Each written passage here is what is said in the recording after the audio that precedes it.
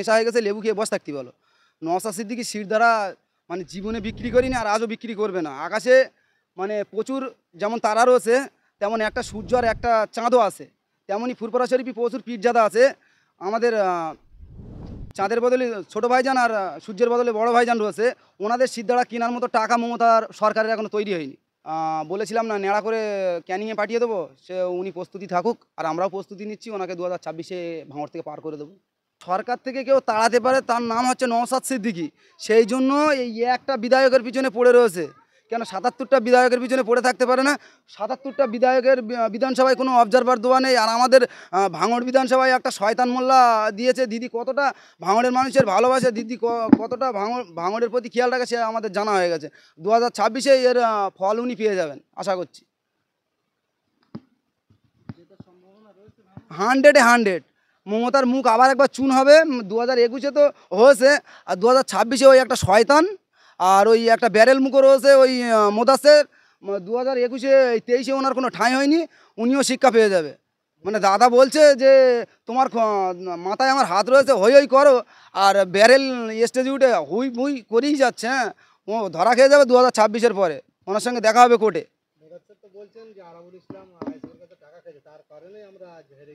শোনেন, ওনার পেটে এক চুল পরিমাণ শিক্ষা নেই। ওই কোদ্দেশ মদ্দেশ বলে একের আগুন দেয়, মনে করতে আমি এক বড় ফুটো মোস্তান।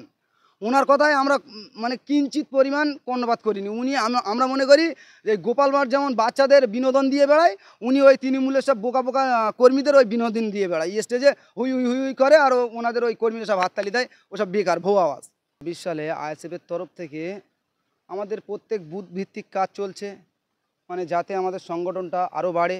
এমনিতেও লক্ষাধিক ভোটে জিতবো, তা সত্ত্বেও যেহেতু ভাঙড় বিধানসভার ভিতরে অবজারভার একটা শয়তান মোল্লা রয়েছে, তাকে তাড়ানোর জন্য, তাকে শিক্ষা দেওয়ার জন্য যতটা প্রস্তুতি নেওয়ার আমরা নিচ্ছি, একদম 100-এ 100। ওনাকে এখান থেকে বলেছিলাম না, নেড়া করে ক্যানিংয়ে পাঠিয়ে দেবো, সে উনি প্রস্তুতি থাকুক, আর আমরাও প্রস্তুতি নিচ্ছি। ওনাকে 2026-এ ভাঙড় থেকে পার করে দেবো।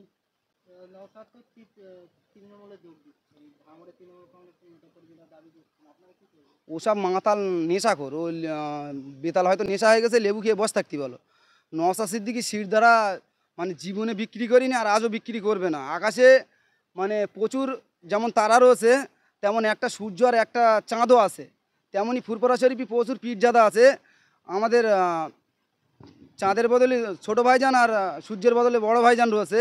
ওনাদের সিট দ্বারা কেনার মতো টাকা মমতার সরকারের এখনও তৈরি হয়নি।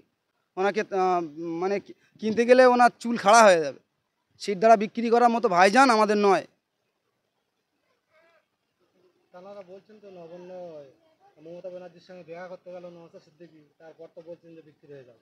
যেতেই পারে, উনি একজন রাজ্যের মুখ্যমন্ত্রী, আর নওশাদ সিদ্দিকী হচ্ছেন ভাঙড়ের বিধায়ক। ওনার মানে বিধায়ক কটার টাকা খরচা করতে দিচ্ছে না, বিভিন্ন রকম কাজের দপ্তরের টাকা খরচা করতে দিচ্ছে না, ওই জন্য উনি গিয়েছেন, দেখা করেছেন, সেই সব বিষয়ে কথা বলেছে। মানে একটা মুখ্যমন্ত্রীর সঙ্গে যদি একটা বিধায়ক দেখা করলে, কেউ যদি বলে যে বিধায়ক তৃণমূলে চলে যাচ্ছে, আমি বলবো সে তিনি হয়তো নেশায় রয়েছে, লেবু খাক। তৃণমূলের সহকর্মীরা বলছেন যে একের পর এক আইএসএফ সহকর্মী তৃণমূলে যোগদান করবে, কতটা সত্য? ও ওনাদেরই কর্মী, হয়তো 200-500 টাকা ধরিয়ে দিয়ে বলছে যে মিডিয়ার সামনে এসে বলো আমরা আইএসএফে ছিলাম, এখন তৃণমূলে চলে এসেছি। এরকমভাবে ওনাদেরই কর্মী ও সাজিয়ে দিচ্ছে। ভাঙড়ে এত মিটিং মিছিল করছেন শওকত মোল্লা, তাহলে ভাঙড়কে দখল করার চেষ্টা করছে। শোনেন, 277টা বিজেপির হয়তো বিধায়ক রয়েছে, সেই সব বিধানসভায় অত উঠে পড়ে লাগে না, কিন্তু ওনারা হয়তো জেনে গেছে যে যদি